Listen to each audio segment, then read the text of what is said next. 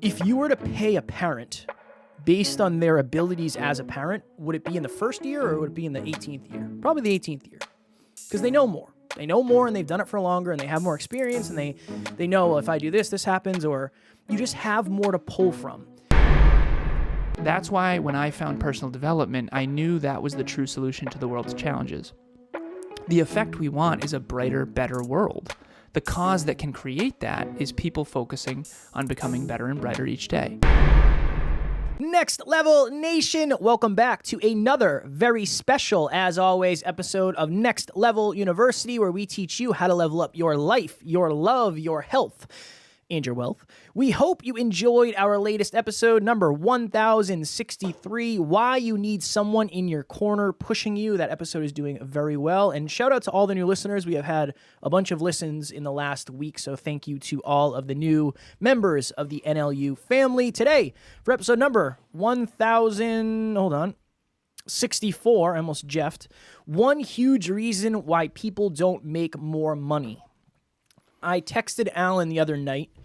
I don't know if it was Saturday, and I said, Alan, you have been a proponent, that's a nice word I'm going to use, you have been a proponent of mastery, being able to master something, going all in your craft, being the best humanly possible when it comes to something since the very beginning of this journey. How did you know that was the way to go? And after I asked Alan that question, he sent me several paragraphs that I had to siphon through and sift through to figure out what he was talking about, as always, and it was great, wonderful answers. It all made sense to me, and it made me start to think. I was watching UFC, I believe, that night, and UFC is sponsored by Modelo. Modelo is a beer company, an alcohol company. They have these commercials, and they're always these mini stories about people who kind of went outside of the realm of normalcy and got really, really good at something and got pretty famous for that thing. So one of them is like a world-class barber who does haircuts on NBA and NFL athletes. Another one is one of the biggest tattoo artists in the world who's done a lot of rap artist tattoos, Eminem, people like that. And I had this moment where I realized all of these people started out at the very bottom, making zero money doing what they were doing, like leaving their jobs, maybe being broke. I know several of these people like slept in their cars when they were doing this. Now they're world-renowned at what they're doing, and I think the biggest reason why is because they actually love what they're doing. They loved what they were doing enough to try to become the best in the world at it. And I think we're in an interesting time, and we're in an interesting industry where people try to tell you to, like, we heard this in an event, Alan. People said, if you're a coach, when you leave here, we're going to give you this breakthrough. It's a great breakthrough. You're a coach, right? Oh, cool, yeah. Okay. You want to make more money, right? Everybody wants to make more money. And everybody in the room's like, yeah, this is what you're going to do. All you have to do is add a zero to your pricing. So if you charge $100 an hour, $1,000 an hour. How does that sound? And everybody's like, whoa! And everybody's so happy about it. The downside and the short-sighted view of that is, if you get really, really, really, really good at what you do, you can eventually charge that. If you start charging that today, you're going to not get any clients and you're not going to get any better. That is the beautiful thing about starting small and understanding in the beginning of your journey, you're probably not going to be very good at something. That's okay. Not only do you want to make money? Yes, but you want to focus on mastery, because when you master something at a deeper level, you can impact at a deeper level and then you can charge accordingly. So that's what we wanted to talk about today is, I believe one of the big reasons people don't make more money is because they're only focused on the paycheck, not becoming more mastery driven in order to grow the paycheck, or they don't like what they're doing in the first place. And the odds of you getting better at something you don't like are probably pretty slim, all things considered. Well, Kev, I've taught this in group coaching. The very first fundamental of finance, there's 3 master skills of finance. The first one is earn more money. The second one is optimize your expenses. The third is invest the difference intelligently. Emilia and I actually have that on our whiteboard downstairs, and we try to check in on it every week now. But the first one is earn more money, and that's what this one's about. And in group coaching, we teach that triad of those 3, and then we go deeper on each one. You get paid in proportion to the following. So everyone right now, think about how much you're paid. and you get paid in proportion to these things. Number one, how needed is what you do. So I often ask people, how much would Michael Jordan have made to play basketball 200 years ago? The answer is $0 because no one was paid to play basketball 200 years ago, right? The NBA did not exist, okay? So number one, how needed is what you do? I had a client early on who now actually created his own thing, and I'm coaching his entire business now, which is so cool. But anyways, early on, he made like $200,000 a year. And I remember thinking to myself, I used him as an example. So he was a mobile app Android coder, and he was a team lead. So he had a group of developers below him that reported to him, I should say, not below him. So he led a team. He was a team lead, a dev lead. That's what they call it, dev lead, development lead. And I remember he made $200,000 a year, and he worked from home. He got to kind of make his own hours, and he had all these perks, right? And I remember thinking, well, of course. He got really, really good at something that the world desperately needs. Okay, so this person got paid a lot of money because, and here's why, right? Let's break this down. There's not enough Android coders in the world. Okay, so think about it this way. When every company in the world, for the most part, needs some sort of an app, including us, we have an app, and there's not enough programmers or developers that are really good at what they do to develop these apps, and it's really difficult to do, well, obviously you're going to get paid more. And I often use the analogy, if I could walk outside and rummage through the dirt and find a brand new crafted diamond, diamonds wouldn't be very valuable. So you get paid in proportion to, number one, how needed is what you do. Number two, how good are you at it, which is what Kevin's talking about in this episode, mastery. How good are you at it? And then number three, how difficult would it be to replace you? In other words, how many other Michael Jordans are there? And for Michael Jordan, the answer was 0, right? And so, of course, Michael Jordan gets paid more than some random high school bench player because he's better at it, and there's more endorsement deals, and he has more influence and more impact. And so earning money is actually a byproduct of impact, but impact is actually a byproduct of mastery. If Kevin and I get better at podcasting, and we get better at business, and we get better at speaking and oratory, and if we get better at leading our team and we're better leaders, we can grow a bigger business. If we get better at helping other podcasters, if we get better at podcast production, if we get better at 1% improvements over time in all the areas that matter, see, we become more valuable. And when you become more valuable, you earn more money. And so, Kev, I think I should probably read the text that I sent you about that. So this is what I had said to him. Let me find our texts. Okay, here we go. It's probably up a little ways because we've been texting. Kev, do you want to fill? I have a question for you, actually, that I want to ask while I find this. I can find it if you want. What did you... no, I got it, brother. But what did you think about mastery before? I guess, let me ask you this. Before this podcast, before me, before you really... Back when you were working at the gas station, let's say, how did you think you were going to earn more money? Like, what did you think brought more money? I don't think I knew. I assumed you worked your way up and you got different opportunities and then you just made more money. I really do. Yeah, I don't think I had a lot of reference. I don't think I had a reference to understand like what is mastery, and I also think that it depends, right? Because you got to think of the jobs I was working at. There was a maximum I was going to get paid. They weren't going to pay me. I could be the best damn gas pumper in the world, checking oil and cleaning windshields like a boss.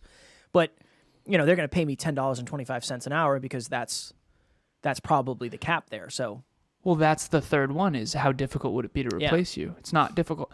So those were most of my jobs, Alan. Right.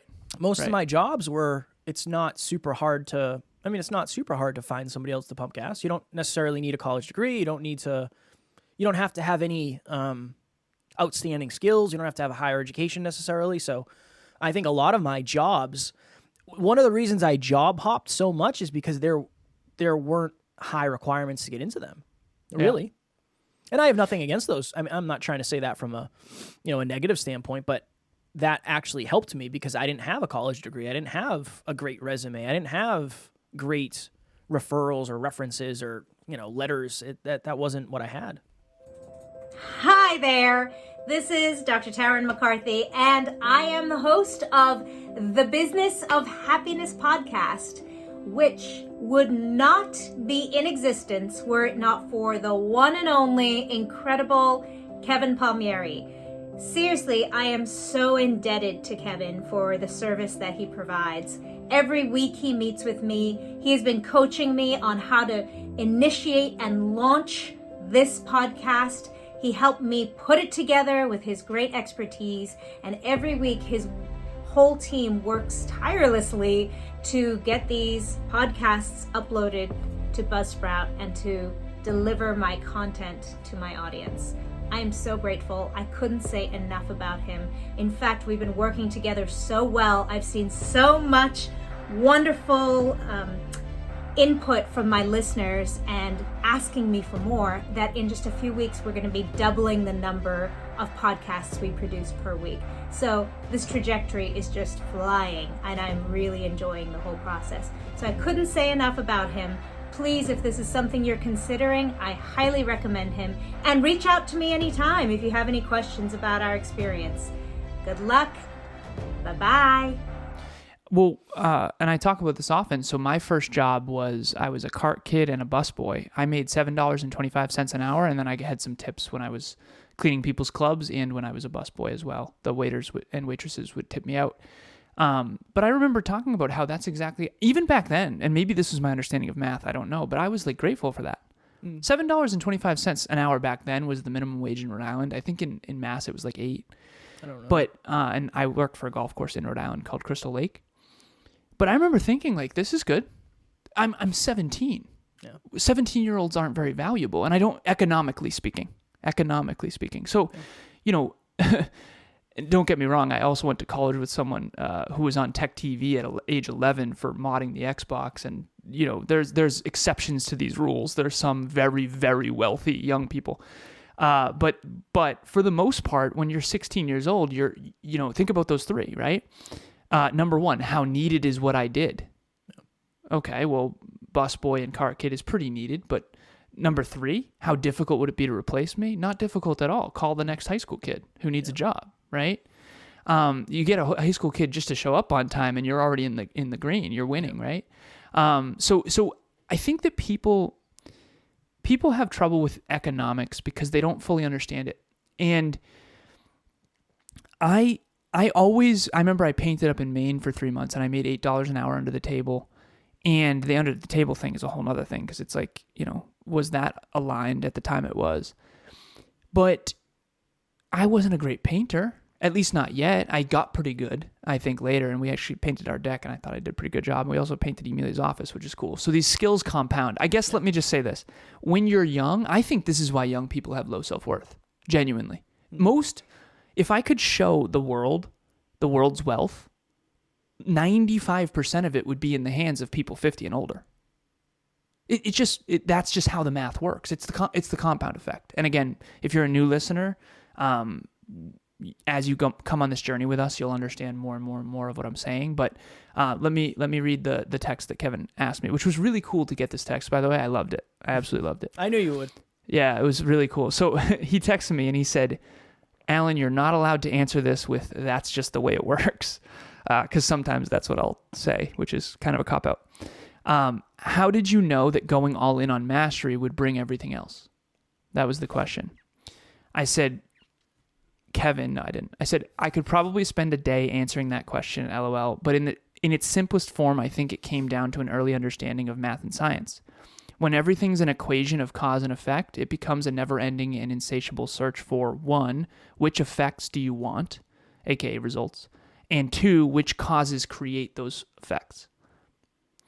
Mastery was always the input that eventually, keyword, I put keyword in parentheses because eventually is the keyword, created the outputs people desire. I'll say that again. Mastery was always the input that eventually created the outputs people desire. I just am now realizing in my 30s that some people never really connected those two for whatever reason. So for example, even when I asked you, like, what did you think made more money before? I'm now understanding that, thinking that you can earn more money without getting better at what you do is like very inaccurate. I'll just say it's very inaccurate because why would you earn more money then? Like a business is, people think business is like a bad thing. No, business serves us. And again, this is turning into a probably longer episode than it needs to be, but I mean, Zoa, right? The Rock's company. I'm drinking a Zoa right now, Healthier Warrior energy drink. Like this serves me. This is healthy caffeine, reasonably healthy caffeine. I love the drink. It's delicious. It helps me be more productive and focused. And it has, why does Zoa exist? Like, think about that. Is it just to earn money? No, it's because The Rock wanted to, part of it's to earn money, right? Obviously. But The Rock wanted a drink that he would have wanted to use. And it's not just The Rock who started this company. He's the face of the brand. But business is to help people in a certain way. Some businesses just don't help people very well, like cigarette companies or whatever. But anyways, I just went off on a tangent there. So this is what I wrote to Kev. That's why when I found personal development, I knew that was the true solution to the world's challenges. The effect we want is a brighter, better world. The cause that can create that is people focusing on becoming better and brighter each day. And that's the premise our entire life in business is designed around. That's the acorn. And the acorn is just an analogy for like a speech I gave where there's this like little coast redwood acorn that I showed on my speech, and it turns into a 300-foot tall redwood tree. And I think about that, like if you've ever seen the movie Inception, one idea can grow over time into, something massive. Like the idea of Nike is to honor great athletics and honor great athletes. Nike's a huge company now, but at one point Nike was just a tiny little thing. You got to love what you're doing. That's the take for me throughout this entire thing, because if you don't love what you're doing, you're not going to spend enough time trying to master it.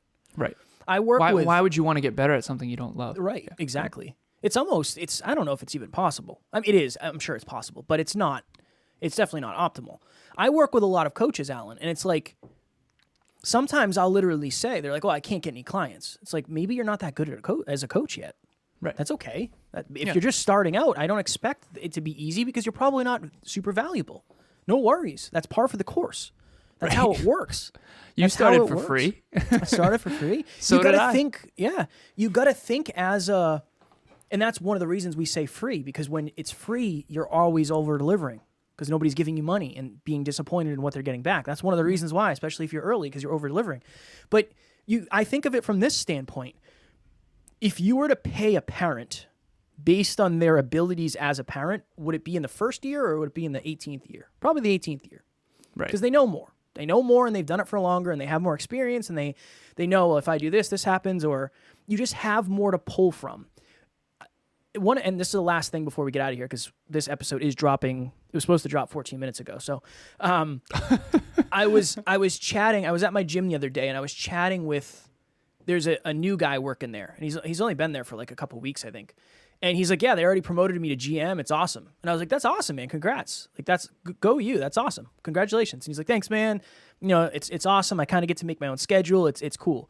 And I was thinking, for the first time in my life, Alan, and this is very honest and very transparent for me, where I was like, I could definitely be the GM of a pretty big place, I think. Easily. I know. But then my initial thought was, well, I've been focused on mastery for the last 5 years. That's the only reason why. Those thoughts never come. Is that new for you? Very new. Oh, wow. Very new. Yeah, the whole world's going to be different now. Very new. Yeah, dude, not only could you be the GM, you could be the CEO. It's because of the mastery. Yeah. That's how I wanted to connect this episode with. If you try to master one thing, if you try to master and focus on mastery of one thing, you're actually going to learn a plethora of things that you can use in every other arena of life. So I wanted to add that on before we get out of here. I know you probably could add a bunch, but we have to go because we gotta go. We want to stay on time. I'm just proud of you. That's cool, man. I appreciate that. I appreciate that very much. Yeah, you could run that company for sure. For sure. Yeah. Well, I am the CFO of a future, world successful company. Yeah. So, it's pretty good. You're kind of a big deal. Kind of a big deal. Yeah. Next Level Nation, not only is Next Level Nation what I call our amazing community, but we also have a private Facebook group called Next Level Nation. And in that group, you can meet other members of the community. You can do a Next Level YOU live with me in the group if you want. It's a good way to get out of your comfort zone and fear chase a little bit. But at the end of the day, it is an opportunity for you to be yourself in a private Facebook group that is focused on growth. The link is in the show notes. We would love to have you join and find your people. This is the chapter of #MeetTheListeners. I am offering free 30-minute sessions with any listener of this show. You can book at the link in the show notes. Shout out to Anna, who just booked earlier today. I'm super, super pumped. First names only. I'm not going to sell you anything. I just want to jump on the phone and I want to help you get some better clarity and better direction. Remember, direction matters more than velocity because some people are going very fast in the wrong direction. And that's really what coaching is. It's just how do we get you a little bit more, 1 degree back on course, 1 degree, 1%. I would love to meet you. I love to meet the listeners. Yes, you do.